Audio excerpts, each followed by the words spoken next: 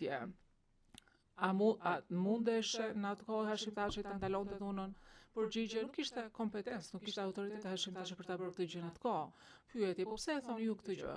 Përgjigje, sepse në ato ditë, pra pas tërheqjes së serbëve, të forcave serbe, UÇK-ja ishte në mes në situatës ku duhej që të realizonin sipërmarrjet dhe premtime që i kishin dhënë Forit Së Bashku me generalin Jackson.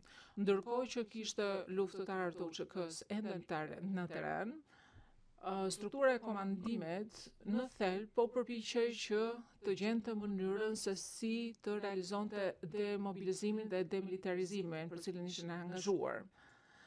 Pra, ata po shikonin zotin Çeku, komandantin Çeku, zotin Thaçi dhe persona të tjerë se çfarë mund të bënin ata brenda UÇK-s në mënyrë të tillë që të respektonin premtimet e dhëna. Ata gjithashtu janë përpjekur që të ndalojnë çfarë kanë parë, pra për të ndaluar dhunën që vazhdonte, por një pjesë e mirë e saj organizohej në nivelin lokal. Po dhe nuk ekzistonte absolutisht asnjë strukturë komanduese që ai mund të përdorte për të ndaluar dhunën.